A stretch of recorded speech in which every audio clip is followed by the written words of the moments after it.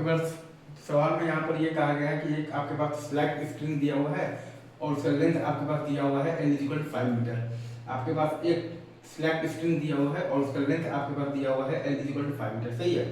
और वो आपके पास बेसिकली स्ट्रिंग शुरू में ऐसे रखा हुआ है और ये लेंथ है आपके पास 3 मीटर, और वो स्ट्रिंग आपके पास शुरू में ऐसे रखा हुआ है और ये लेंथ है आपके पास 3 मीटर है, राइट।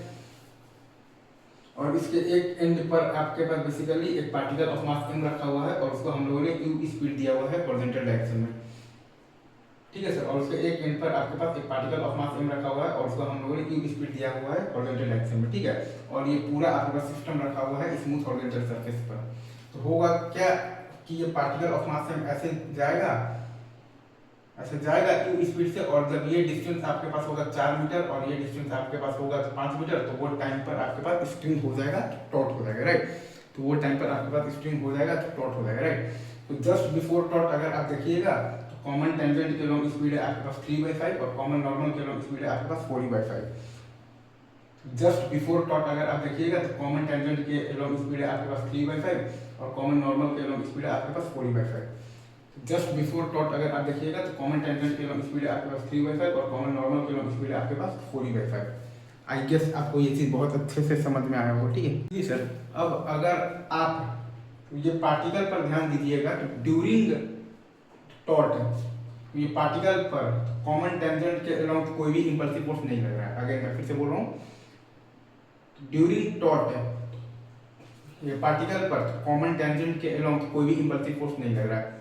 ड्यूरिंग टॉट तो ये पार्टिकल पर कॉमन टेंजेंट के अलाउंग कोई भी इंपल्सिव फोर्स नहीं लग रहा है।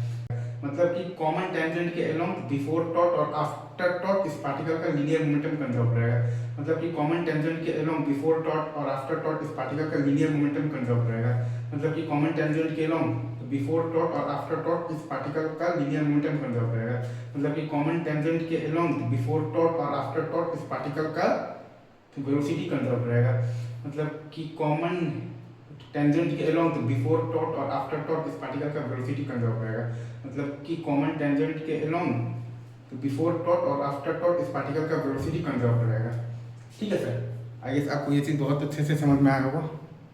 और अगर आप ध्यान दीजिएगा तो कॉमन टेंजेंट के अलाउंग आपके पास तो वेलोसिटी तो कंजर्व है भी सही, पहले भी 3/5 है और अभी कॉमन टेंजेंट के अलाउंग आपके पास तो 3/5 है। पहले भी 3/5 है और अभी कॉमन टेंजेंट के अलाउंग आपके पास तो 3/5 ही है, ठीक है सर।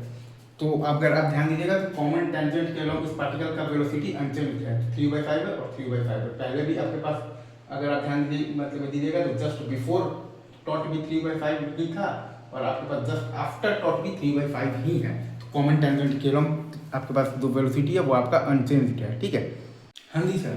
तो अब अगर आप इस पार्टिकल पर ध्यान देंगे तो ड्यूरिंग टॉट इस पार्टिकल पर कॉमन नॉर्मल के अलाउंग इंपल्सिव फोर्स लग रहा है। ड्यूरिंग टॉट इस पार्टिकल पर कॉमन नॉर्मल के अलाउंग इंपल्सिव फोर्स लग रहा है।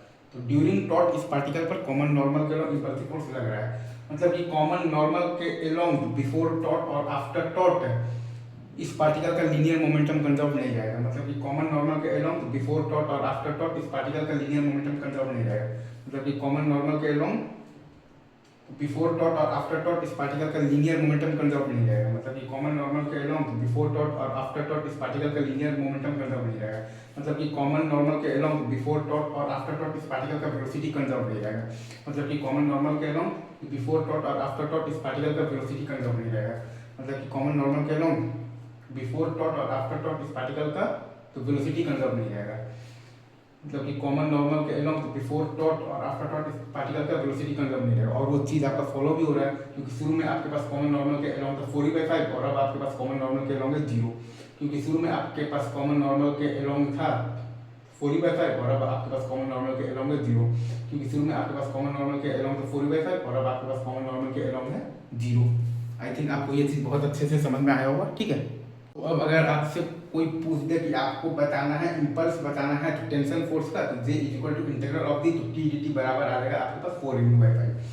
अब अगर आपसे कोई पूछते कि आपको इम्पल्स बताना है तो टेंशन फोर्स का, तो J = इंटीग्रल ऑफ दी तो T dt बराबर आ जाएगा आपके पास 4mu/5।